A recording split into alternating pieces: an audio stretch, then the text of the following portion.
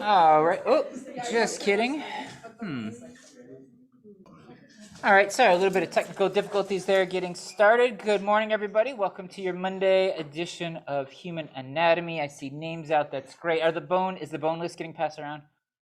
Yeah, actually lied. It is a personality test to see which one you pick. So we're going to see who picks the coccyx, and we're going to make fun of you or praise you, depending on your feeling about your tailbone.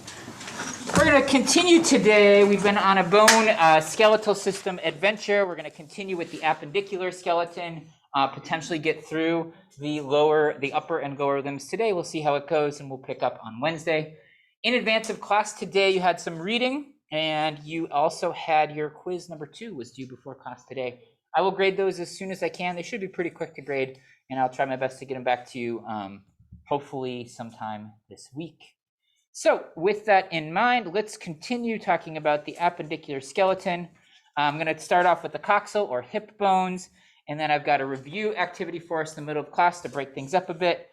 And then we'll move into the lower limb, and then we'll wrap things up, and I have a ticket out for you today.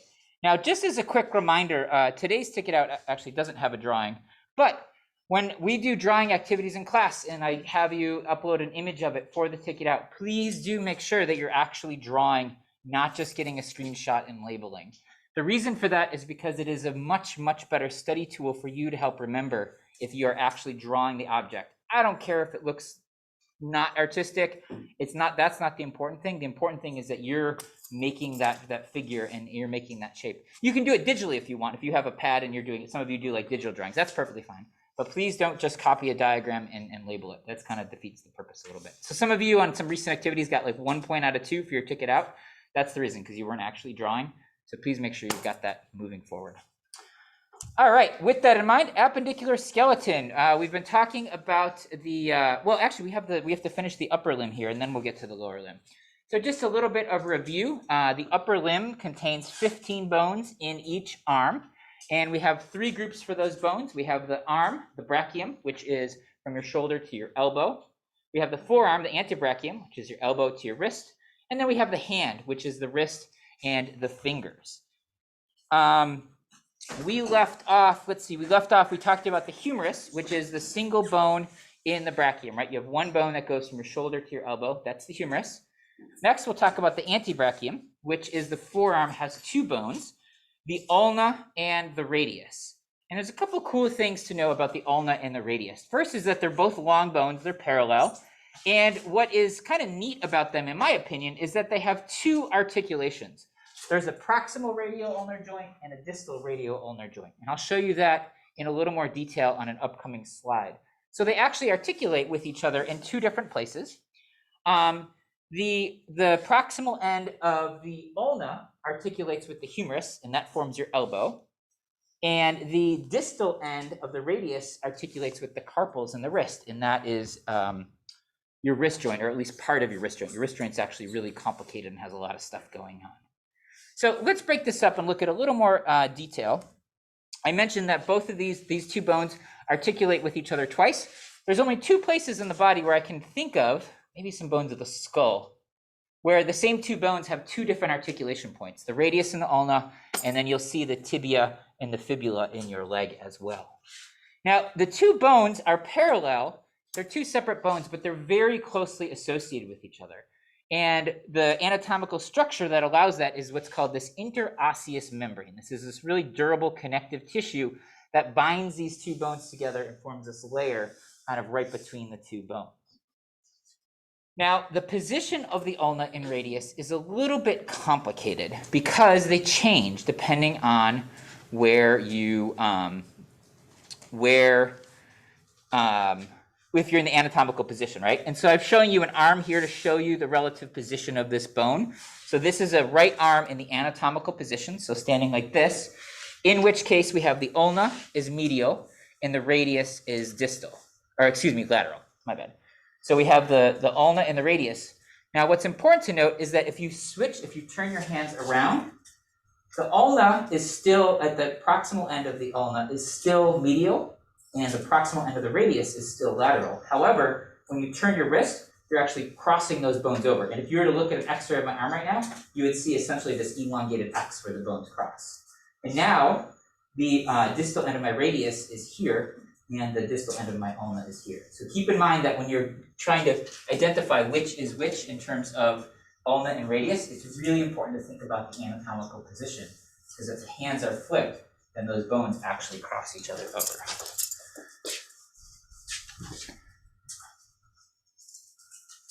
Pausing there, questions? How is that list of bones doing? Are we around the room? We still working on it? Okay, cool. I want to make sure, it's a little important that, well, we'll get to it. Okay, so the ulna, let's talk about that. As I mentioned, the proximal end of the ulna forms the elbow joint with the humerus. We're going to get into some details of the structure of that joint here and in lab in the next couple weeks.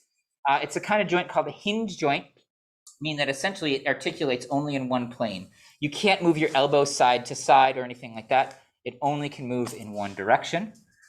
Now, the distal end of the ulna is doesn't actually articulate directly with the carpals, the bones of the wrist. And you'll see that when we talk about the carpals in a little more detail. So what you can think of the ulna is the bone that forms the elbow joint, and the radius as the bone that forms the wrist joint. And you notice here that the radius is kind of thin proximally and thicker distally, whereas the ulna is thicker proximally and thinner distally. So they kind of both play a role in those joints, but the ulna is more important in the elbow joint. And as I see here, the ulna doesn't really do much for the wrist. Now let's look at some features on this in a little more detail. There's a lot here, so I'm going to give you a minute to unpack this. And this is a diagram from your textbook. And also, we will look at this in detail in lab as well. So you'll have lots of chance to digest this. I do want to walk you through some of the major features of the ulna, though. And you can see I'll start proximally up at the top. We have this olecranon. So you saw in the humerus, we had what was called the olecranon fossa, the place where we said that the distal end of the humerus articulated with the ulna. That is, here's the feature on the ulna that articulates with that olecranon fossa in the humerus. In the middle of this olecranon fossa, there's a little kind of line called the trochlear notch. And that surrounds the trochlea, which is, that distal feature on the humerus. We have some other processes here. We have the radial notch, which is where the head of the radius fits, and that's the proximal radial-ulnar joint right there. You can see the coronoid process, which fits into the coronoid fossa of the humerus, again, kind of making that connection between the processes you see on the proximal end of the ulna and what you saw on the distal end of the humerus. And then we get down distally, and you can see the head of the ulna, the distal head of the ulna, the distal radial-ulnar joint. And then this is an important one. I'll show you this in an upcoming slide, but this ulnar styloid process. You're going to see a styloid process on the ulna and the radius. And in just a second, you're going to find your own styloid processes. You can see a little more detail here of this elbow joint. So again, here is the anterior view. So we're looking at an elbow joint from the front. And you can see the ulna and the radius here. You can see the radius does articulate somewhat with the humerus, but it's not as important articulation as that of the ulna. And you can see some more features on the bone here. A couple that I want to make sure you remember from talking about the humerus. We have the capitulum, which is this kind of round, almost ball-shaped, or semi-ball, semi-sphere. That's the word I'm looking for. Hemispherical part on the lateral side of the distal end of the humerus. And then we have the trochlea, which is that kind of pulley-shaped feature here on the distal end of the humerus, and you can see where those articulate with the radius and ulna. So lots there to look at. We can blow it up again in a little more detail here. The proximal end of your ulna, you can see from the side now how that olecranon forms this kind of C that goes and forms this nice, very tight joint with the trochlea of the humerus. And of course, the trochlea fits right in that trochlear notch. The coronoid process kind of cups around it, and when you bend your elbow, that fits into the coronoid process of the humerus. And then we have the notch here where the radius would articulate with that bone, but we remove the radius here so you can see just that proximal end of the ulna. That's the ulna. That's quick. We're going to look in lab. You're going to pick up ulna. What's the plural of ulna? I think it's just ulna. You're going to pick up lots of these bones. You're going to handle them. You're going to look at these features. I think that's a better way to learn it than walking through it in lecture, but I just wanted to introduce you to some of those features while we're all together, and then in lab you'll have a chance to explore that in more detail. Let me pause there, see what questions you have about the ulna. Can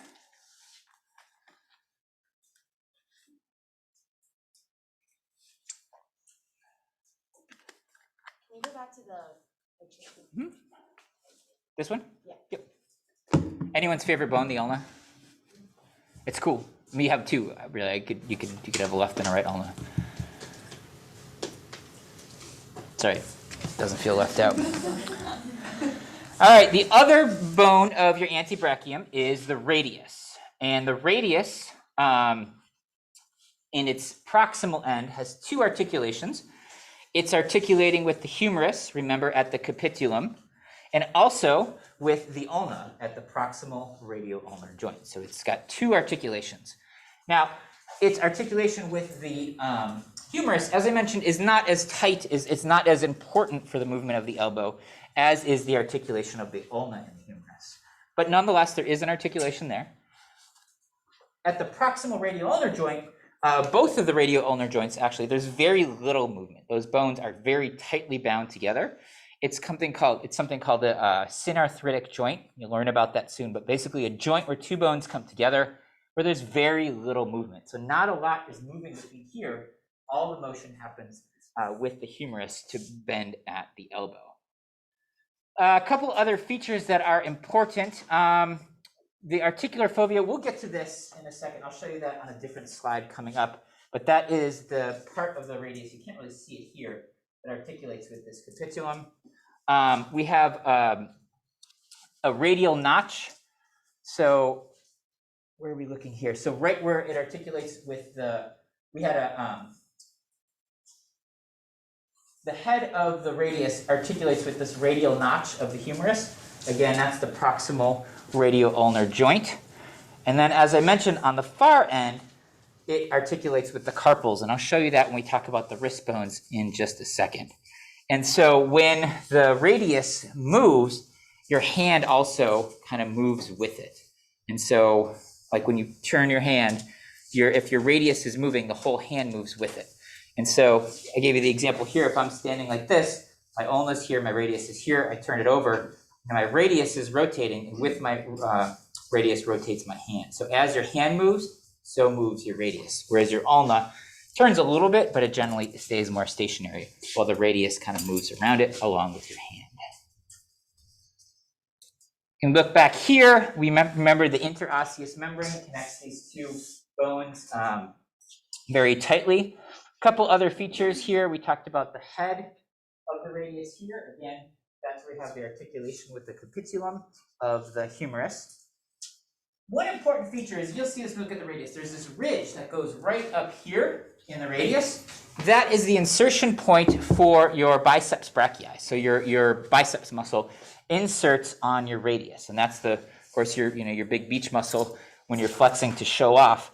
That insertion of that muscle here. We talk about muscles coming up after we talk about the skeletal system.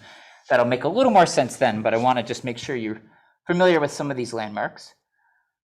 Finally, remember we have the distal radioulnar joint, right? Again, I mentioned this like 7 times already. And then we also said, I promised you when I talked about the ulnar styloid process, I promised you had a radial one as well. I'm fulfilling that promise now. You have a radial styloid process as well. And I'm going to show you that in a little more detail in a second. And basically those styloid processes form a kind of like a C-clamp around your wrist that give your wrist strength and kind of provide the structure with which it can move. What do I want to say about this? Oh, this is important. So this is a posterior view. So now imagine looking at these two bones from behind. It's important to be able to identify those features from different angles as well. So these are all features that I've shown you previously, but now you're looking at it from the back, looking at the bones. So some features you can't see as well but some others you can see better. So for example here, well, I guess there's nothing you can really see better from the back. Is there anything you can see better from the back? No, you just see the same things, but from a different side. Notice we have the ulnar styloid process, the radial styloid process, and they kind of have the same, a little bit of the same shape on either side. And I want to show you those. Where do I want to show you? Let's actually talk about that here.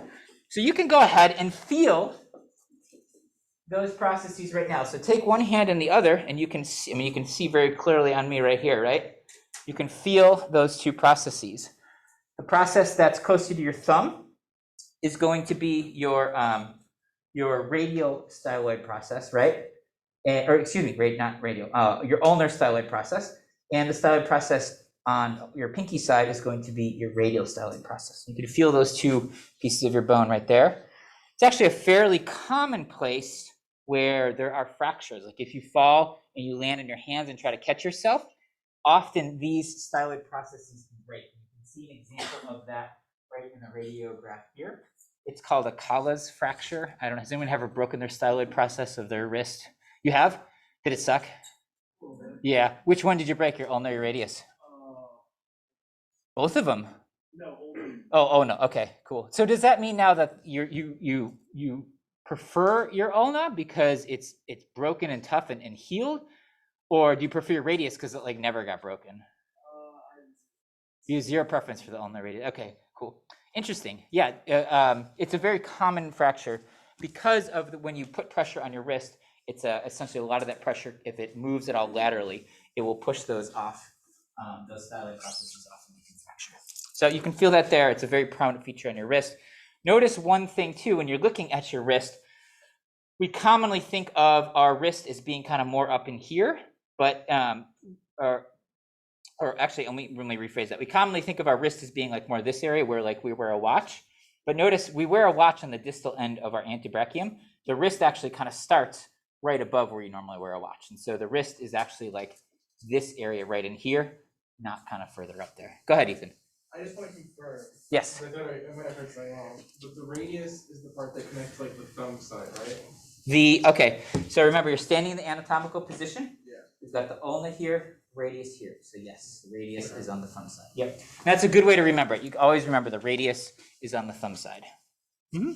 Go ahead. Go back to the next picture. I have a question about This one. no, the ones before that. It was one of the it's that one. Yep. So with regards to the processes, the top of the radius, why is that not considered a process? Like what considers something a process on its own? But you're talking about the head of the radius here? That spot? Yeah. So, okay, so process is usually like I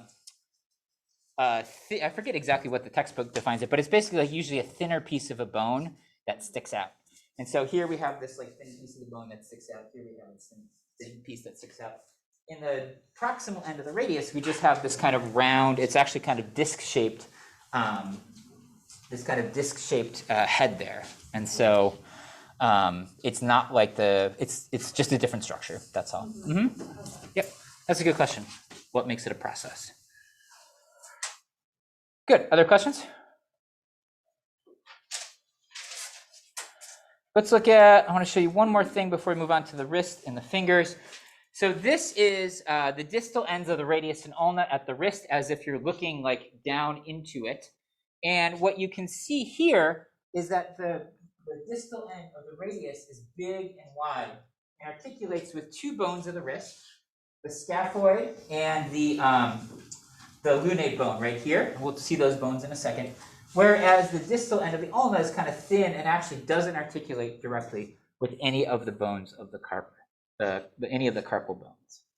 So I want to make sure you see that. And again, we have this, here we have the ulnar notch of the radius where we have the distal radio-ulnar joint. Those two bones come together. Look at that.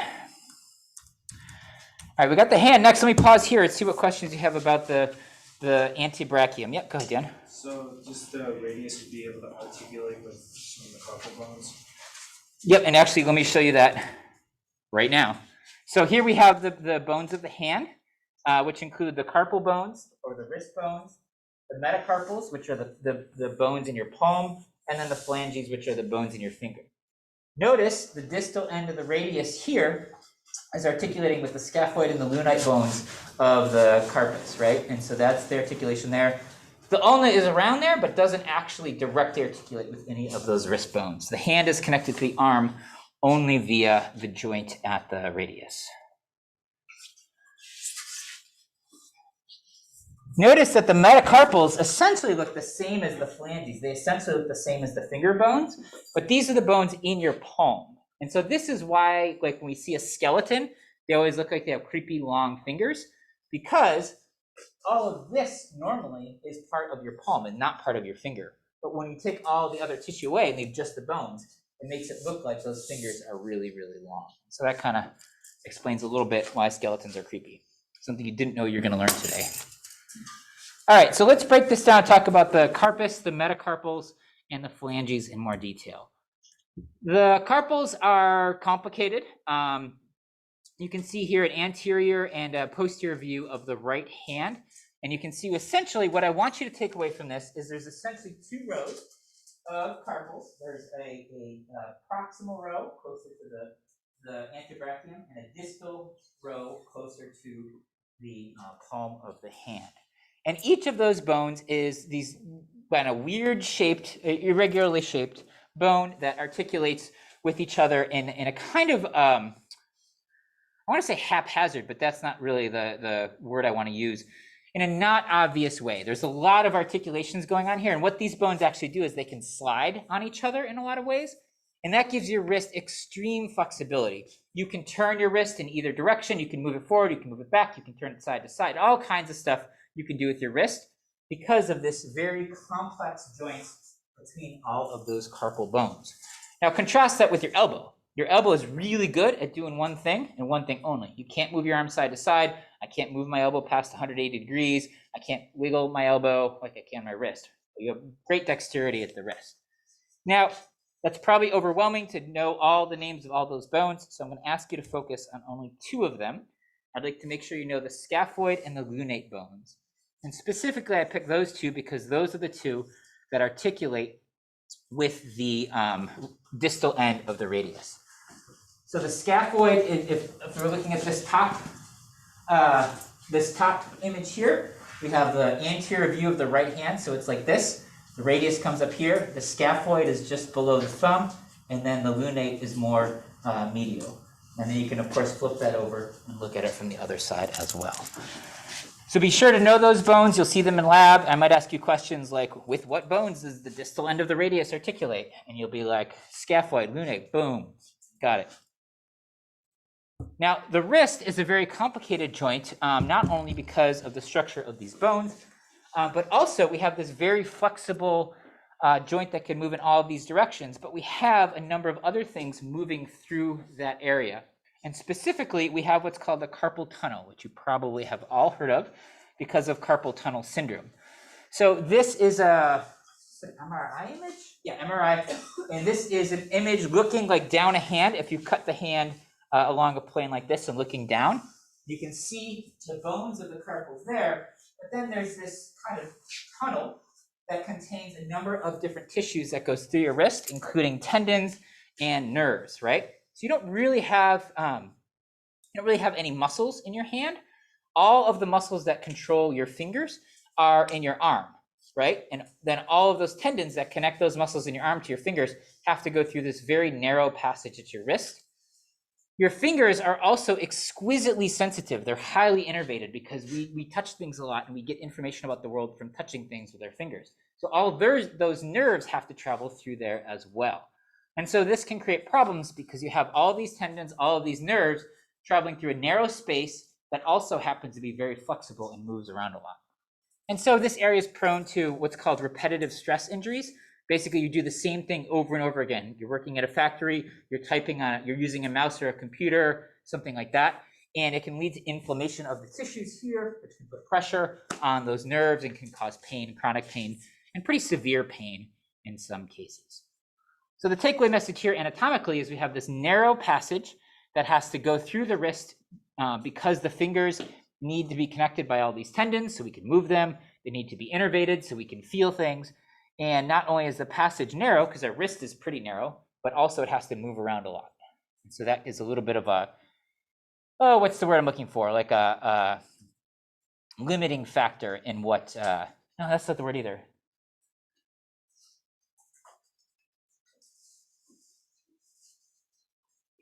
A challenge anatomically. I'll just leave it at that. Carpal tunnel. Yes, Ethan. Do you know why, from like an evolutionary point, that we evolved to have those all run through the carpals instead of just like, on the exterior somewhere to make it easier, and not take things like carpal tunnel? Well, I guess a couple things to think about is repetitive stress injuries, I'm guessing, were very rare until the last 50 or 100 years, or 150 years, basically till industrialization.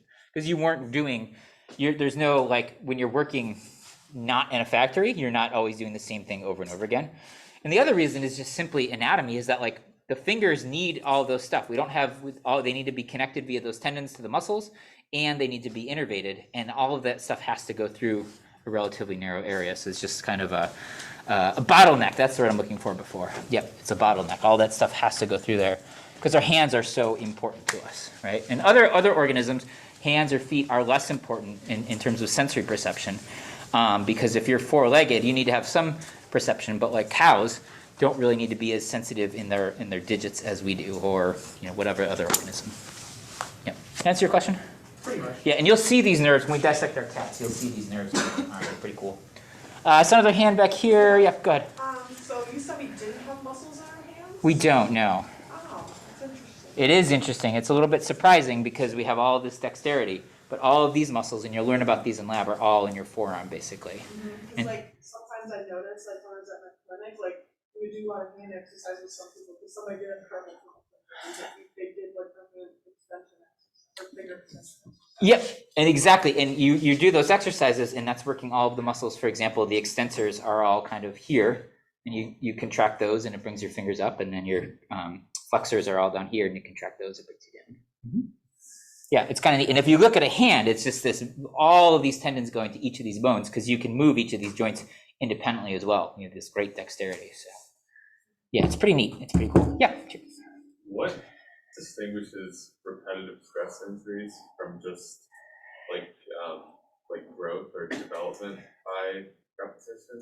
Because like you can also imagine a situation where someone does the same thing over and over again, and so they have they're like, I don't know, they have like really big biceps where a lot of people don't, or like they have thicker skin on their hands, and then like someone else doing a different thing gets a repetitive stress injury. Like why don't people who type all day just, I don't know, get like super beefy forearms? Yeah, or like, I don't know, thicker tendons or something. Yeah, that's an interesting question. Certainly doing that exercise will strengthen the muscle that you're using, and even the bone, as we saw with the tennis players, right? My short answer is in that sense that you're basically not necessarily challenging those muscles, but rather just using those same things over and over again. And the injury isn't to your muscles. Your muscles are fine, generally speaking. The injury is in these tendons and in this connective tissue that surrounds that there, and it can become inflamed, and that can put pressure on things. And so in some ways, our bodies are exquisitely able to respond to repetitive motion, for example, bulking up muscles by working out at the gym. By the same token, if you worked out every day and you never took a break and you constantly did the same thing over and over again, you worked out for 4 hours a day, you would injure yourself. Like you would definitely hurt yourself, and there could be negative consequences too. So you got to kind of hit that sweet spot where you're working the right tissue in the right way, the right amount. And if you overwork it, or if you work it in a way that it's not really, we're not really equipped to respond to, then that's a problem. And so many of the injuries we see in modern people is because we evolved these responses to certain conditions and certain kinds of exercise. So for example, running. We're really, really good at running, right? And there's a lot of things that help us run. The way our pelvis is shaped, the way our leg muscles are, our ability to sweat, all of these things help us be really, really good runners. But then by the same token, we suck at sitting in chairs because we never evolved to sit in chairs, right? And that's why we have so many back injuries in our society, part of the reason. is because we spent hours and hours sitting. And in evolutionary terms, our ancestors never spent hours sitting at desk chairs. Same thing with using the wrist. We're using our wrists in this repetitive way over and over again. Our ancestors didn't have computer mice or, I don't know, a Nintendo Switch console or whatever, thing to do the same thing over and over again. So our one of the major causes of problems, physical problems for us now, is what's called mismatch diseases, where we're doing something with our bodies that they just didn't evolve. We don't have an evolved response to deal with it. That was a really long-winded answer, but it's pretty cool stuff. So would you say the capacity for like development of some structures in the body is less than others? Absolutely. Some of it, for example, this, there's not really much you can do to develop that because you're just limited anatomically by where these tendons and nerves can pass. Whereas other things, for example, muscle size can vary, bone structure even can vary depending on how you're using those things during development and throughout your life even. So. Yeah, so some structures are much more responsive than others, and that ties into our evolutionary history. That's a cool question. Actually, I want to teach a class that focuses on this, maybe a non-majors class on that, like next year or something. So. Focuses on what? Focus on these mismatched diseases, like the idea that like why we have so many problems for doing things that we didn't evolve to do. So, Ethan, question? So, my dad had carpal tunnel after an injury at one point, and his was caused by scar tissue. But I see there it talks about if tendons get swollen. So are there multiple types of carpal tunnel syndrome? Yeah, and those two things are related, right? After your tissues are getting swollen, and then over time that can lead to scar tissue, et cetera. So it's kind of it's not one or the other. It's yes and, not no but. Yep. Yeah. It sucks. I had a little bit of carpal tunnel. It's not fun at all. All right, we're going to talk about the metacarpals later. I want to move on to this activity we've got going on today. So does everyone have the bone? Are there any extra bones laying around? Or do we have just enough for the class? Wait, everyone has exactly one bone right now? That is awesome. Okay, great. I love when plans work. Okay, so you have a piece of paper. You're the only person in the world right now probably that has a piece of paper with the name of this bone on it, I hope. So you're special. Your bone is special, right? I want you to take a minute. What you're going to do is your bone articulates with two exceptions, and I won't even say what those two exceptions are. Everyone's bone articulates with two other bones in this classroom. In some cases, it articulates with more than that, but we're not going to get into that right now. And so what your job is to find those two bones that you articulate with and line yourself up in the order. So superior end of the body is over here. Inferior end is over there. And we're going to get a line. We're going to build the axial skeleton minus the skull. So find your two friends that you articulate with.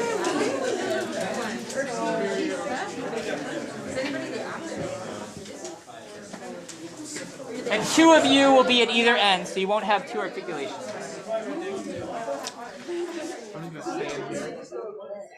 Who are you? Oh, nice job. Yeah, you know right where you're going. Oh, yeah. So did you pick that before I said it was a personality test? Yeah, I don't know what that says about you. Only good things. Yeah. Yeah. Oh, there are some left? Oh, no. Okay, that's okay. We're smart. Where are you? I'm the caucus. I'm the lumbar. L2. So you're above me. Okay, who has Lumbar. Let's see, who has the seventh cervical vertebrae? Lumbar. I'm lumbar. Which one are you? L5. Okay, I'm 2. So I'll go lumbar. That's what I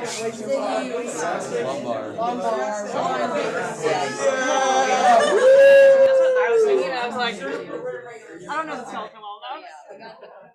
Wait, you're 2, right? You're 1. Where's lumbar 3? Lumbar 3.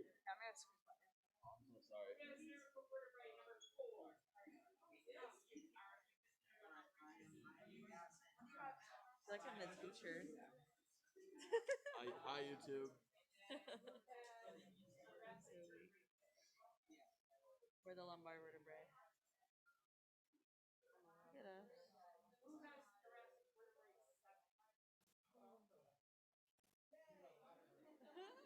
I don't know what we're talking about. Have them with me at their house. I've been trying to figure them out. Okay.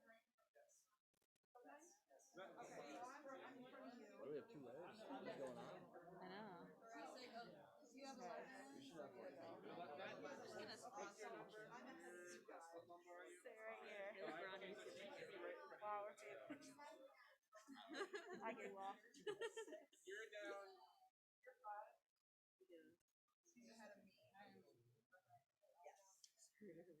Any lumbars? Alright. Yeah, where are the lumbars? Dan. Dan, is she a lumbar? Who's These are all thoracic. These are all thoracic. This is thoracic part, okay? So You can get Lumbars over here. Curving down a little more this way. So we Yeah, have a little more room to what's curve that? the top. She has thoracic. Okay, and you just lumbar. hold. I got Not it. anymore. I got it. We have it. I got two. Yeah, you can. You're ahead of us. I'm like ready. And you're 9. You're behind me. Yeah. Alright, we got it? Oh. Alright, let's go superior to inferior. Let's just read off. Let's see if we got it. Here we go. Let's say something.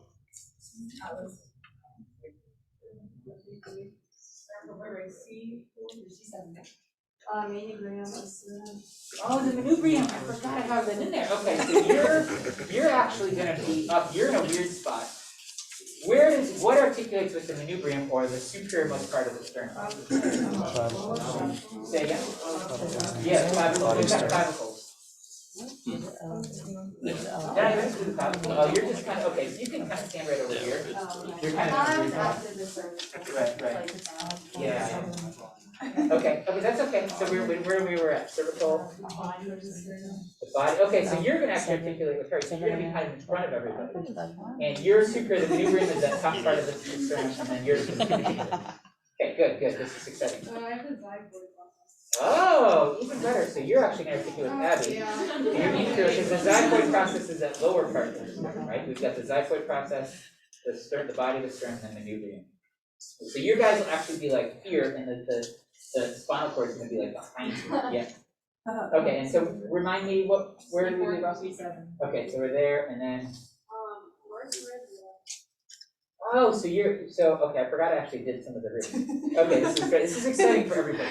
So you're the rib. So where does the rib articulate? Yeah, it's gonna, and specifically what part of the sternum?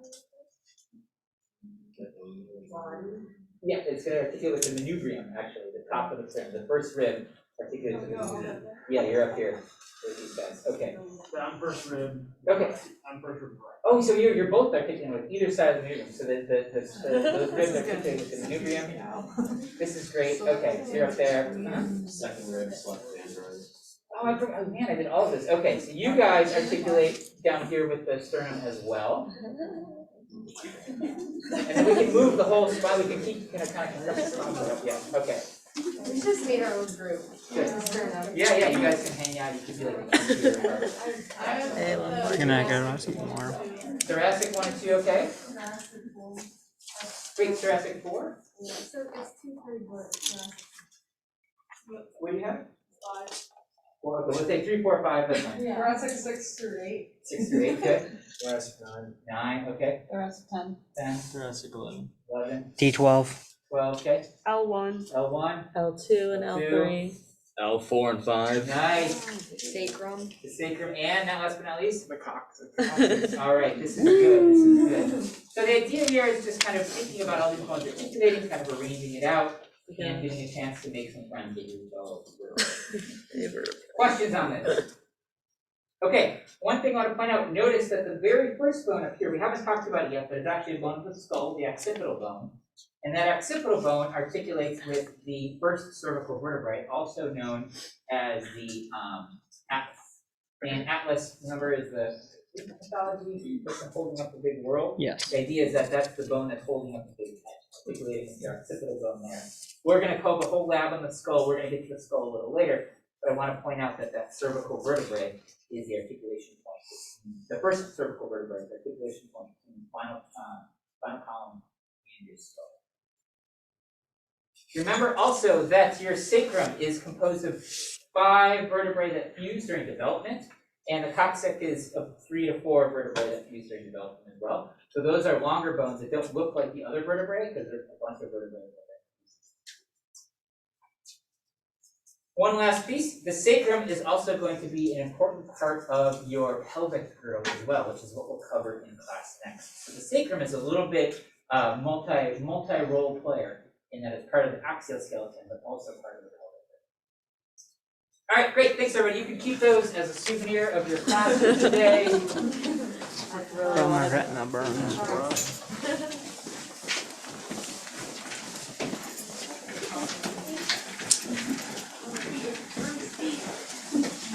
Oops.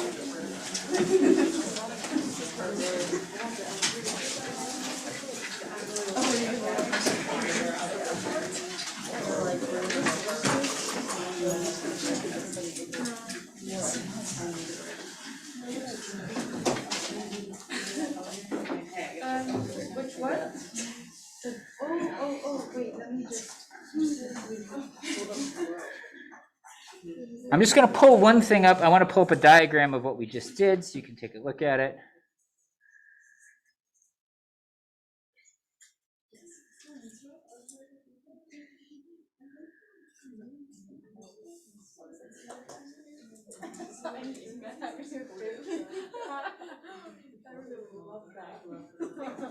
Okay, just a quick reminder based on what we just talked about here, you can see the rib cage. Remember that the first rib up here articulates with the manubrium of the sternum. So we have the manubrium is this part right there, the body of the sternum, and then the xiphoid process is down here.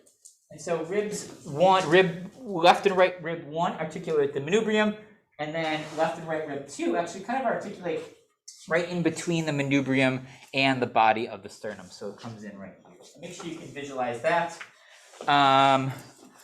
Also, I wanted to show you one other thing.